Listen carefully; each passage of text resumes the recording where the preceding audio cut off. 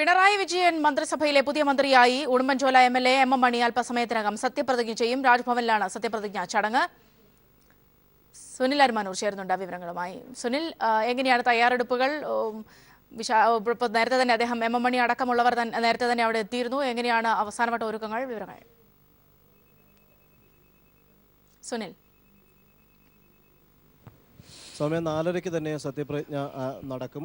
4:15 തന്നെ ഇവിടേക്ക് ഗവർണർ എത്തിച്ചേരും എന്നുള്ളതാണ് നമുക്കിപ്പോൾ അറിയാൻ സാധിക്കുന്നത്. ഗവർണറെ ചീഫ് സെക്രട്ടറി സ്വീകരിക്കും. അല്പം മുമ്പ് നിയുക്ത മന്ത്രി കൂടിയായ ഉടുമ്പൻചോല എംഎൽഎ എം എം മണി എത്തിച്ചേർന്നു. അദ്ദേഹത്തെ ചീഫ് സെക്രട്ടറി സ്വീകരിച്ച് മുൻനിരയിൽ തന്നെ ഇരുത്തിയിട്ടുണ്ട്. അദ്ദേഹം നേരത്തെ തന്നെ നമ്മോട് പ്രതികരിച്ചതാണ്. അദ്ദേഹത്തിനെ ഏൽപ്പിക്കുന്ന കർത്തവ്യം വളരെ കൃത്യതയോടുകൂടിയും 100% സത്യസന്ധതയോടും നിർവഹിക്കും എന്ന് അദ്ദേഹം അല്പം മുമ്പ് തന്നെ നമ്മളോട് പ്രതികരിച്ച കാര്യം തന്നെയാണ്. തീർച്ചയായും അത് തന്നെയായിരിക്കും അദ്ദേഹത്തിൻ്റെ ഭാഗത്തു നിന്നുള്ള പ്രവർത്തനം. ഒരു മന്ത്രി എന്ന നിലയിൽ നമുക്ക് അത്തരത്തിലുള്ളൊരു പ്രവർത്തനം തന്നെ പ്രതീക്ഷിക്കാം. ഏതായാലും മണിക്കൂറുകൾക്ക് മുമ്പ് തന്നെ അദ്ദേഹത്തിൻ്റെ മണ്ഡലത്തിൽ നിന്നുള്ളവരും അദ്ദേഹത്തിനോട് ഏറ്റവും അടുത്ത സൗഹൃദമുള്ളവരും പാർട്ടി പ്രവർത്തകരും അടക്കം നിരവധി പേരാണ് ഈ സത്യപ്രതിജ്ഞ കാണാൻ വേണ്ടി ഇവിടെ എത്തിച്ചേർന്നിട്ടുള്ളത്. ഈ രാജ്ഭവന് മുന്നിൽ പ്രത്യേകം തയ്യാറാക്കിയ പന്തലിലാണ് അത്തരത്തിൽ ഈ ഒരു സത്യപ്രതിജ്ഞ ചടങ്ങ് ഒരുക്കിയിട്ടുള്ളത്. ചീഫ് സെക്രട്ടറി ഗവർണർ വന്നു കഴിഞ്ഞാൽ ദേശീയഗാനം ആലപിക്കും. അതിനുശേഷം ചീഫ് സെക്രട്ടറി ഈ മന്ത്രിയായി സത്യപ്രതിജ്ഞ ചെയ്യുന്നതിന് വേണ്ടി എം എം മണി എത്തിച്ചേർന്നിട്ടുണ്ട് എന്നുള്ള ഒരു അറിയിപ്പ് നടത്തും. ഇതിനെ തുടർന്ന് അദ്ദേഹത്തെ മന്ത്രിയായി സത്യപ്രതിജ്ഞ ചെയ്യുന്നതിന് വേണ്ടി ഡയസിലേക്ക് ക്ഷണിക്കും. തുടർന്ന് അദ്ദേഹം ഈ ഡയസിൽ വരികയും ഗവർണർ സത്യവാചകം ചൊല്ലിക്കൊടുക്കുകയും തുടർന്ന് സത്യവാചകം ഏറ്റുചൊല്ലി സത്യപ്രതിജ്ഞ ചെയ്ത് അധികാരമേൽക്കുകയും ചെയ്യും. CPM-ന്റെ സെക്രട്ടേറിയറ്റ് അംഗങ്ങളും സംസ്ഥാന കമ്മിറ്റി അംഗങ്ങൾ അടക്കമുള്ളവർ തന്നെ ഇവിടെ മുൻനിരയിൽ എത്തിച്ചേർന്നിട്ടുണ്ട്. അതോടൊപ്പം തന്നെ മന്ത്രിമാരും എത്തിച്ചേർന്നിട്ടുണ്ട്. മുഖ്യമന്ത്രി അല്പസമയത്തിനകം ഇവിടേക്ക് എത്തിച്ചേരും. MLA-മാർ ഇന്ന് പ്രത്യേക നിയമസഭാ സമ്മേളനം നടക്കുന്നതുകൊണ്ട് തന്നെ MLA-മാരും എല്ലാവരും തന്നെ ഇവിടെ ഈ സത്യപ്രതിജ്ഞാ ചടങ്ങ് കാണുന്നതിന് വേണ്ടിയിട്ട് എത്തിയിട്ടുണ്ട്. ഏതായാലും ഉടുമ്പൻചോലയിൽ നിന്ന്, പ്രത്യേകിച്ച് ഇടുക്കിയുടെ മേഖലയിൽ നിന്ന് ഒരു മന്ത്രി എന്ന് പറയുന്നത് വളരെ ആവേശം ഉള്ള ഒരു കാര്യമായി തന്നെയാണ് അവിടുത്തുകാർ കാണുന്നത്. അതിൻ്റെ ഒരു ആവേശം ഇടുക്കി ഉടുമ്പൻചോലയിൽ ഇപ്പോൾ സമാന്തരമായി കാണുന്നുണ്ട് എന്നാണ് നമുക്ക് മനസ്സിലാക്കാൻ സാധിക്കുന്നത്. അദ്ദേഹം വന്ന വഴികൾ, പ്രത്യേകിച്ച് സാധാരണക്കാരനായ ഒരു കർഷകൻ എന്ന നിലയിൽ വരികയും അദ്ദേഹം കാർഷിക മേഖലയിൽ ഉണ്ടാകുന്ന പ്രശ്നങ്ങളിലൂടെ പോരാട്ട രംഗത്ത് വരികയും CPM-ന്റെ നേതൃത്വത്തിൽ നിന്നുകൊണ്ട് തന്നെ പല സമരത്തിനും നേതൃത്വം നൽകിക്കൊണ്ട് പല ഐതിഹാസിക സമരത്തിനൊക്കെ നേതൃത്വം നൽകിക്കൊണ്ട് ആണ് അദ്ദേഹം ഒരു രാഷ്ട്രീയ പ്രവർത്തകൻ എന്നുള്ള നിലയിലേക്ക് എത്തിച്ചേർന്നത്. ഉടുമ്പൻചോലയിൽ നിന്ന് കഴിഞ്ഞ തെരഞ്ഞെടുപ്പിലാണ് അദ്ദേഹം വിജയിച്ച് നിയമസഭയിലേക്ക് എത്തിച്ചേരുന്നത് എന്നുള്ളതാണ്. അദ്ദേഹത്തിന് ഏത് വകുപ്പ് നൽകും എന്നുള്ളത് സംബന്ധിച്ച് മുഖ്യമന്ത്രിയാണ് ഔദ്യോഗികമായിട്ടുള്ള ഒരു പ്രഖ്യാപനം നടത്തുക. ഇപ്പോഴത്തെ ഒരു സൂചന അനുസരിച്ച് വൈദ്യുതി വകുപ്പ് നൽകും എന്നുള്ളൊരു സൂചനയാണ് ലഭിക്കുന്നത്. അങ്ങനെയെങ്കിൽ തീർച്ചയായും അദ്ദേഹത്തിന് ഇടുക്കിയിലെ ജലവൈദ്യുത പദ്ധതികളെക്കുറിച്ചുള്ള കാര്യങ്ങളിൽ വളരെയധികം അറിവും അവഗാഹതയും ഒരു സാഹചര്യമാണ് അദ്ദേഹത്തിനുള്ളത്. അതുകൊണ്ട് തന്നെ അദ്ദേഹത്തിന് അത്തരത്തിലുള്ളൊരു വകുപ്പ് ലഭിക്കുമ്പോൾ തീർച്ചയായും അദ്ദേഹം കൃത്യമായി കാര്യങ്ങൾ മനസ്സിലാക്കുകയും അതിനെക്കുറിച്ച് ആഴത്തിൽ പഠിച്ച് അദ്ദേഹത്തിൻ്റെ വളരെ വിജയകരമായ രീതിയിൽ നിർവഹിക്കും എന്നുള്ളത് തന്നെയാണ് അദ്ദേഹത്തിൻ്റെ വാക്കുകളിൽ നിന്ന് നമുക്ക് മനസ്സിലാക്കേണ്ടത്.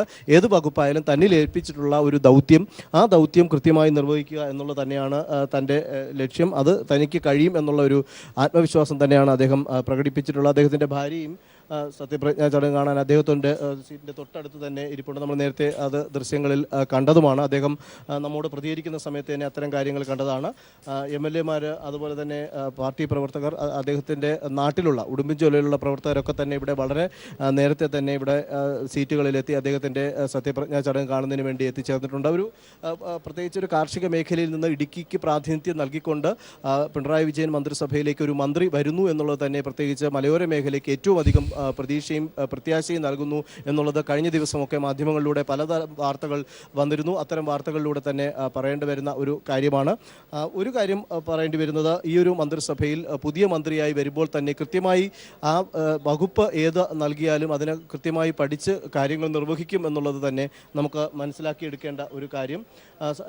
ഏതായാലും ഇപ്പോൾ 4:10 4:15 തന്നെ മുഖ്യമന്ത്രി എത്തും. അതിനുശേഷമാണ് ഗവർണർ ഈ വേദിയിലേക്ക് എത്തുന്നത്. ഗവർണർ ഈ പന്തലിൻ്റെ മുൻവശത്ത് ഗവർണറുടെ വാഹനം എത്തിക്കഴിഞ്ഞാൽ ചീഫ് സെക്രട്ടറി ഗവർണറെ സ്വീകരിച്ച് ഈ വേദിയിലേക്ക് കൊണ്ടുവരും.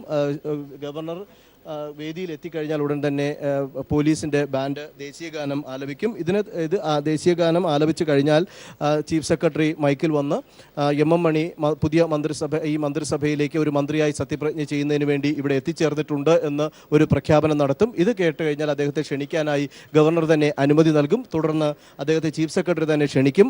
അതിനുശേഷമാണ് സത്യപ്രതിജ്ഞ ചടങ്ങുകൾ നടക്കുന്നത്. അത് സത്യവാചകം ചൊല്ലിക്കൊടുക്കുന്നതും അതുപോലെ സൈൻ ചെയ്ത് അധികാരമേൽക്കുന്ന അടക്കമുള്ള കാര്യങ്ങൾ ഏകദേശം ഒരു 6-7 മിനിറ്റിൽ തന്നെ അവസാനിക്കുന്ന ചടങ്ങുകളാണ്. അതിനുശേഷം വീണ്ടും ദേശീയഗാനം ആലപിക്കുമ്പോൾ തന്നെ ചടങ്ങുകൾ അവസാനിക്കും. ഗവർണറും മുഖ്യമന്ത്രിയും മറ്റു മന്ത്രിമാരും അദ്ദേഹത്തിന് ബൊക്ക നൽകി സ്വീകരിക്കുകയും ചെയ്യും. അങ്ങനെ ഒരു പുതിയ മന്ത്രി കൂടെ ഈ മന്ത്രിസഭയിലേക്ക് എത്തിച്ചേരുന്നു എന്നുള്ള ഒരു ചടങ്ങ് കൂടെ നടക്കുകയാണ്. അതിനുശേഷം ചിലപ്പോൾ അദ്ദേഹം ഇന്ന് തന്നെ അദ്ദേഹത്തിൻ്റെ ഓഫീസിലെത്തി ചിലപ്പോൾ അധികാരമേൽക്കും എന്നുള്ളൊരു സൂചനയുമുണ്ട്. അത് സംബന്ധിച്ച കാര്യങ്ങളിൽ ഒരു തീരുമാനം ആയിട്ടില്ല. അങ്ങനെയെങ്കിൽ അദ്ദേഹം ഓഫീസിൽ പോയി തന്നെ ഇന്ന് അധികാരമേൽക്കുകയും ചെയ്യും എന്നുള്ളത് തന്നെയാണ്. ഏതായാലും നമുക്ക് ഇനിയൊരു 15 മിനിറ്റ് കഴിയുമ്പോഴേക്കും സത്യപ്രതിജ്ഞാ ചടങ്ങുകളിലേക്ക് കടക്കും. അതിനു മുമ്പുള്ള എല്ലാ ഒരുക്കങ്ങളും അവസാനഘട്ട ഒരുക്കങ്ങൾ എല്ലാവരും നിർവഹിച്ച് അതിൻ്റെ ഗവർണറുടെ വരവിന് വേണ്ടി കാത്തിരിക്കുന്നു എന്നുള്ളതാണ് നമുക്ക് ഇവിടെ നിന്ന് പറയാൻ പറ്റുന്ന ഏറ്റവും പുതിയ വാർത്ത. സുനിൽ, ഒരുപക്ഷെ അവിടെയാണ് മന്ത്രിസഭയിൽ നേരത്തെ ഒരുപക്ഷെ മണിയാശാൻ തന്നെ സൂചിപ്പിച്ചതുപോലെ തന്നെ മന്ത്രിസഭയിൽ എല്ലാവരും ഈ വിധത്തിൽ തന്നെ എത്തിയവരാണ് എന്നൊക്കെ അദ്ദേഹം തന്നെ സൂചിപ്പിക്കുകയുണ്ടായി. ഒരുപക്ഷെ സാധാരണക്കാരന്റെ ശബ്ദമായി നിന്നുകൊണ്ടാണ് അദ്ദേഹം എന്നും പ്രവർത്തിച്ചിട്ടുള്ളത്. വിവാദങ്ങളിലൂടെ ഒരു ഭാഗത്ത് പ്രശ്നങ്ങൾ ഉണ്ടായപ്പോഴും അതിനെയെല്ലാം മറികടന്നുകൊണ്ട് നിയമപരമായൊക്കെ അതിനെല്ലാം മറികടന്നുകൊണ്ട് വന്നു അദ്ദേഹം.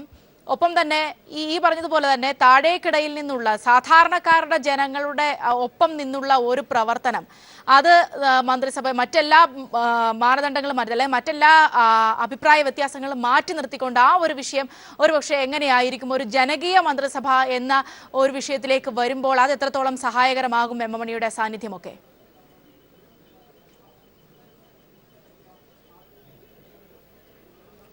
സൗമ്യ പറഞ്ഞ കാര്യം വളരെ അക്ഷരാർത്ഥത്തിൽ ശരിയായിട്ടുള്ള ഒരു കാര്യമാണ്. കാരണം എം മണിയെ സംബന്ധിച്ചിടത്തോളം സാധാരണക്കാരിൽ സാധാരണക്കാരനാണ്. ഇടയ്ക്ക് ഒരു വിവാദം മാധ്യമങ്ങളിലൂടെ വന്ന് അതും വളരെ പുഞ്ചിരിയോടുകൂടി തന്നെ തൻ്റെ സ്വതസിദ്ധമായ ശൈലിയിൽ തന്നെ അതിന് മറുപടി പറയുകയും അതിൻ്റെ പേരിൽ വന്ന നടപടികളൊക്കെ അദ്ദേഹം ഏറ്റുവാങ്ങുകയും ചെയ്തു എന്നുള്ളത് ആ നേതാവിൻ്റെ നിഷ്കളങ്കത്വം അല്ലെങ്കിൽ ആ നേതാവിൻ്റെ തുറന്ന മനസ്ഥിതി എന്ന് തന്നെ നമുക്ക് പറയേണ്ടി വരുന്നു. കാരണം എം മണി എന്ന് പറയുന്ന ഇടുക്കിക്കാരുടെ അല്ലെങ്കിൽ ഉടുമ്പുചോലക്കാരുടെ മണിയാശാൻ എന്ന് പറയുന്നത് എല്ലാവർക്കും വളരെ പ്രിയങ്കരനാണ്. കാരണം അദ്ദേഹത്തെ ഏത് കാര്യത്തിന് ആര് സമീപിച്ചാലും കക്ഷി രാഷ്ട്രീയ ഭേദമനെ ആര് സമീപിച്ചാലും അതിനകത്ത് തെറ്റുണ്ടെങ്കിൽ അദ്ദേഹം കൃത്യമായി പറയുന്ന ഒരു ശൈലിയുണ്ട്.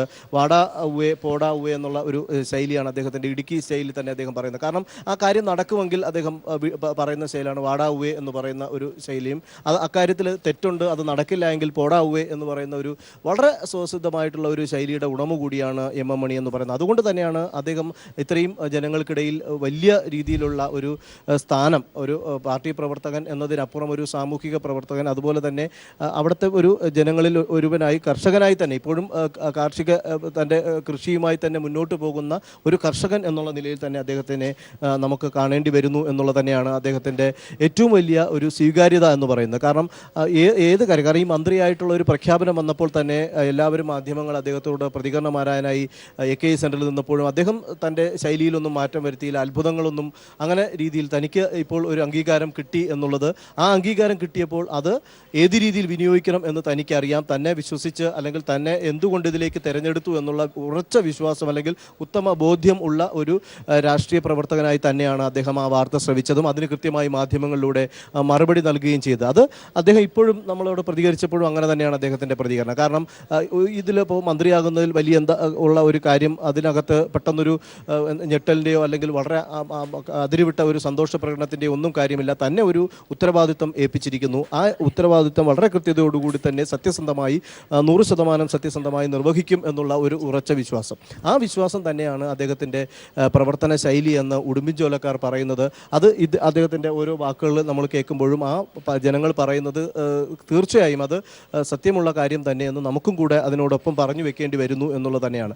പ്രത്യേകിച്ച് അദ്ദേഹം പാർട്ടി സെക്രട്ടേറിയറ്റ് അംഗമാകുമ്പോഴും അതുപോലെ തന്നെ പാർട്ടിയുടെ ജില്ലാ ജില്ലാ ഘടകങ്ങളിലൊക്കെ അദ്ദേഹം പ്രവർത്തിക്കുമ്പോഴും നിരവധി സമരങ്ങൾക്ക് നേതൃത്വം നൽകുകയും കാർഷിക മേഖലയുമായി ബന്ധപ്പെട്ട് ഇടുക്കി മലയോര മേഖലയെ സംരക്ഷിക്കുന്നതിന് വേണ്ടി അവിടുത്തെ കർഷകർ അനുഭവിക്കുന്ന പ്രതിസന്ധി, അവരുടെ പ്രശ്നങ്ങളൊക്കെ അവരോടൊപ്പം നിന്ന് മനസ്സിലാക്കിയ ഒരു പ്രവർത്തകൻ എന്നതാണ് അദ്ദേഹത്തിൻ്റെ അനുഭവ സമ്പത്ത് എന്ന് പറയുന്നത്. അതുകൊണ്ട് തന്നെയാണ് അദ്ദേഹത്തിൻ്റെ മന്ത്രിസ്ഥാനം, അദ്ദേഹത്തിനെ മന്ത്രിയായി പ്രഖ്യാപിക്കുന്ന ഒരു വിവരം വന്ന സാഹചര്യത്തിൽ തന്നെ എല്ലാവർക്കും അതിനനുസരിച്ചുള്ള ഒരു സന്തോഷം അദ്ദേഹത്തിൻ്റെ ആ ഒരു മേഖലയുമായി ബന്ധപ്പെട്ട് തന്നെ ഉണ്ടായത് എന്ന് തന്നെ നമുക്ക് പറയേണ്ടി വരുന്ന ഒരു സാഹചര്യമാണ്. ഏതായാലും അല്പസമയത്തിനകം തന്നെ നമുക്ക് ഈ ഒരു ചടങ്ങിലേക്ക് ഗവർണർ എത്തിച്ചേരും. ഗവർണർ ചീഫ് സെക്രട്ടറി സ്വീകരിച്ച് ഇവിടേക്ക് പ്രധാന വേദിയിലേക്ക് വന്നു കഴിഞ്ഞാൽ ഉടൻ തന്നെ ഒരു പക്ഷേ അവിടെയാണ് സുനിൽ നേരത്തെ നമ്മൾ സൂചിപ്പിച്ചതുപോലെ തന്നെ മണിയാശാനുള്ള ഒരു സപ്പോർട്ട് എന്ന് പറയുന്നത് ജനങ്ങളുടെ ഭാഗത്തുനിന്നും അത് വളരെ വലുതാണ്. ഒരുപക്ഷെ നമ്മൾ ഈ ആദ്യ സത്യപ്രതിജ്ഞാ ചടങ്ങ്, അതായത് മന്ത്രിസഭയുടെ സത്യപ്രതിജ്ഞാ ചടങ്ങിൽ പോലും മണിയാശാന്റെ വലിയ ഒരു ആരാധകർ അദ്ദേഹത്തിന് MLA ആയുള്ള സത്യപ്രതിജ്ഞ കാണാനായി എത്തിയിരുന്നു. അതുപോലെ തന്നെ ഇന്നത്തെ സത്യപ്രതിജ്ഞാ ചടങ്ങിലും അങ്ങനെ ആളുകൾ എത്തിയിട്ടുണ്ടോ? പ്രത്യേകിച്ച് അദ്ദേഹത്തിന്റെ മണ്ഡലത്തിൽ നിന്ന്, അല്ലെങ്കിൽ സാധാരണക്കാരായ ജനങ്ങൾ അങ്ങനെ എത്തിയിട്ടുണ്ടോ? അവരുടെയൊക്കെ ഒരു ആവേശവും അവരുടെയൊക്കെ വാക്കുകളും എങ്ങനെയാണ് സുനിൽ? അതിലേക്ക് കൂടി പോയാൽ.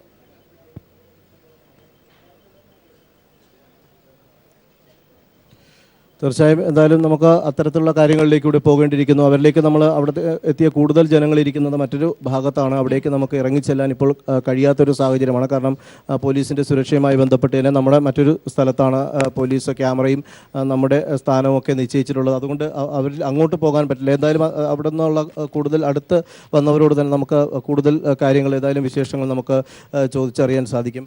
ഏതായാലും ഉടുമ്പൻചോലയിൽ നിന്ന് വളരെ സന്തോഷമുള്ളൊരു വാർത്ത തന്നെയാണ് വന്നിരിക്കുന്നത്.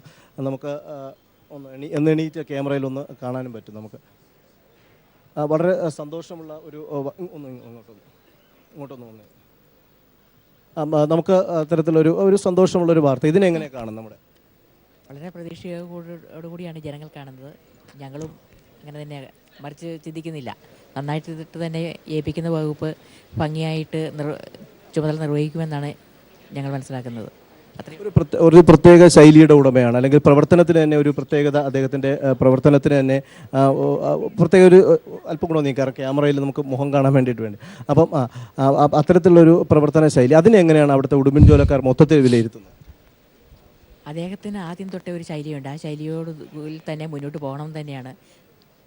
അവന് പ്രത്യേകിച്ച് അവരെന്നും അത് കേട്ട് വളർന്നതായതുകൊണ്ട് അവർക്ക് അങ്ങനെ പ്രത്യേകിച്ചൊന്നുമില്ല. മറ്റ് മാധ്യമങ്ങൾ നിങ്ങളൊക്കെ ഇത് പറയുമ്പോഴാണ് ഞങ്ങൾ ഇങ്ങനെ ഒരു ശൈലിയായിക്കൂടെ ഞങ്ങൾ പോലും ശ്രദ്ധിക്കുന്നത്. ഏതായാലും അദ്ദേഹത്തിന് ഏൽപ്പിച്ച കർത്തവ്യം കൃത്യമായി നിർവഹിക്കുമെന്നുള്ള പ്രതീക്ഷ തന്നെയാണ് എല്ലാവർക്കും. തീർച്ചയായും ഞങ്ങൾക്കും അത് തന്നെയുള്ളത്. ആ പ്രതീക്ഷ ഞങ്ങൾക്കും ഉണ്ട്.